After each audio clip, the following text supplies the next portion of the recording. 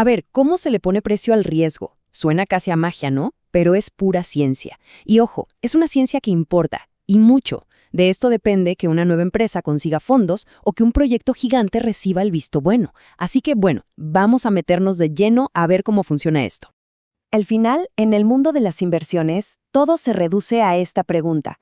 Miren, no es suficiente con que algo nos dé ganancias. Tiene que darnos las ganancias adecuadas para el posible dolor de cabeza que implica.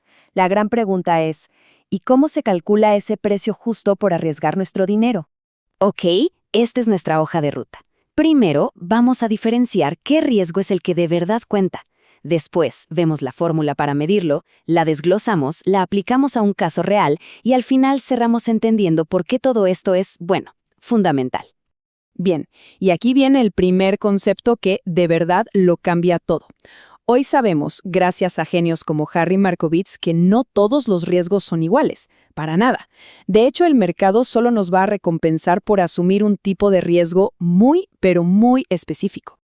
Para que quede claro, pensemos en dos tipos de tormentas. Por un lado tenemos el riesgo sistemático. Este es como un huracán que nos moja a todos por igual. Piensen en una crisis económica global. Ahí no hay dónde esconderse. Por otro lado está el riesgo idiosincrático. Esto es más como una nubecita de lluvia muy específica sobre una sola empresa, digamos por una mala decisión de su gerente. Y aquí viene lo importante. Ese segundo riesgo, el de la nubecita, se puede evitar. ¿Cómo? Simplemente diversificando, no poniendo todos los huevos en la misma canasta. Y como se puede evitar, el mercado no nos va a dar un premio extra por correrlo. Lógico, ¿no?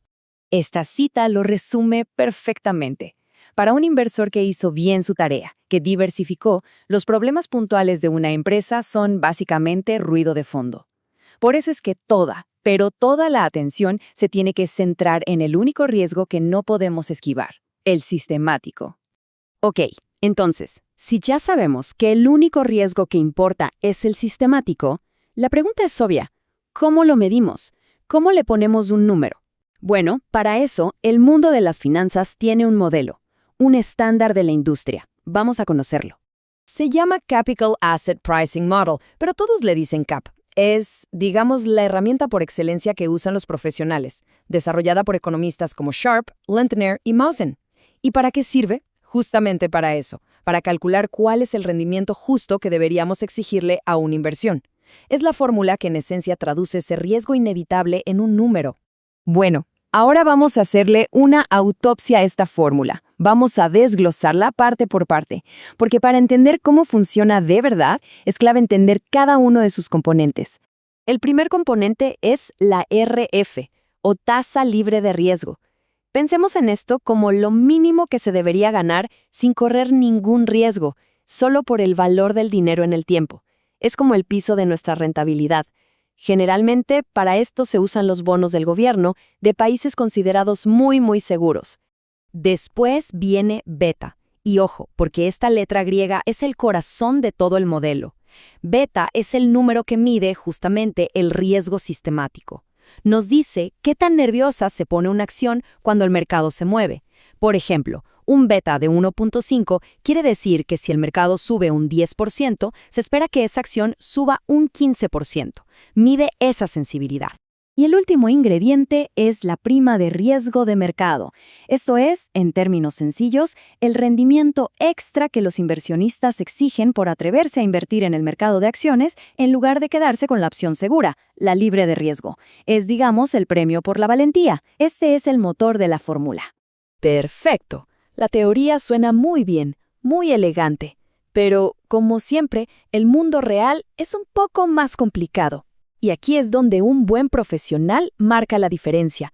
No se aplica esta fórmula como una receta de cocina. Es una herramienta potente, sí, pero tiene sus bemoles. En la vida real hay que hacer ajustes. Por ejemplo, ese beta del que hablamos no es estático, no es una foto, cambia todo el tiempo. Además, el modelo es simple y a veces se le escapan otros factores. Y algo súper importante. Si se está analizando una inversión en una economía emergente, hay que sumarle un extra, lo que se conoce como riesgo país. No es lo mismo invertir en Suiza que en un mercado más volátil. Esta cita de Rossi lo resume muy bien. El KPM no es perfecto, no explica el 100% de lo que pasa, Es el punto de partida, es el estándar, pero un buen analista sabe que es una guía, no una bola de cristal. El juicio humano sigue siendo clave. Y ahora sí, vamos a la parte más interesante.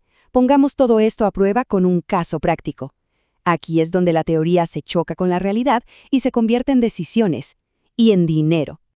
A ver, imaginen esto. Un director financiero tiene que decidir. Sobre la mesa, 2 proyectos. Proyecto A, algo súper innovador en inteligencia artificial. Proyecto B, una inversión mucho más tradicional, en una planta de alimentos. Y lo curioso es que ambos prometen exactamente el mismo retorno, un 12%. A primera vista uno diría, da lo mismo, ¿no? Pero ya vamos a ver que no. Aquí es donde la fórmula hace su magia. El secreto está en el beta. El proyecto de tecnología es mucho más volátil, más sensible a lo que pasa en la economía. Por eso su beta es alto, 1.65. En cambio, el negocio de alimentos es estable. La gente siempre come, ¿verdad? Su beta es bajito, 0.85.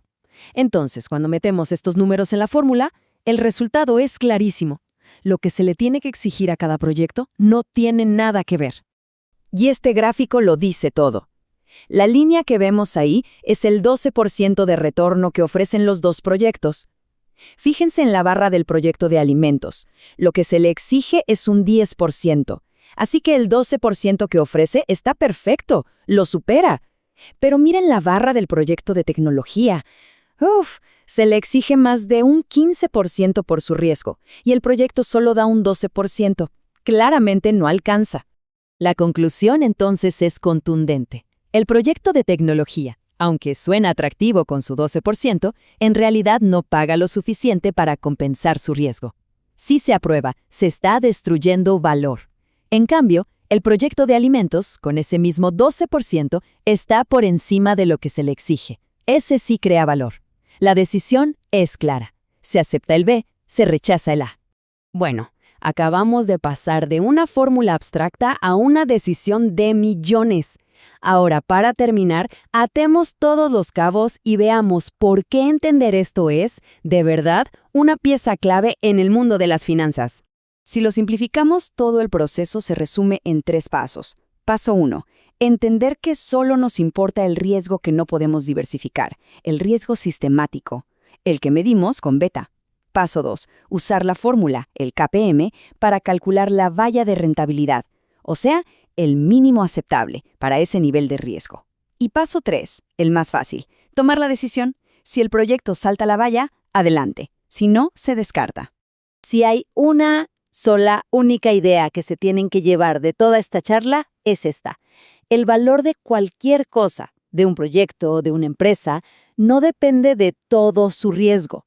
Depende específicamente de su riesgo sistemático, de esa parte del riesgo que no podemos eliminar y que afecta a todo un portafolio.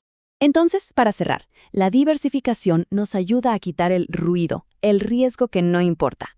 El CAPM es como un traductor que convierte el riesgo que sí importa en un rendimiento esperado. Y ese rendimiento es la base para tomar decisiones financieras inteligentes, desde valorar empresas hasta aprobar proyectos. Entender esto, créanme, no es un lujo, es hablar el idioma de los negocios. Y para terminar, les dejo una pregunta abierta. Este modelo, el KPM, tiene ya sus buenos años, más de medio siglo. En un mundo donde la inteligencia artificial y el Big Data lo están cambiando todo, ¿creen que esta fórmula clásica seguirá siendo la mejor forma de medir el riesgo?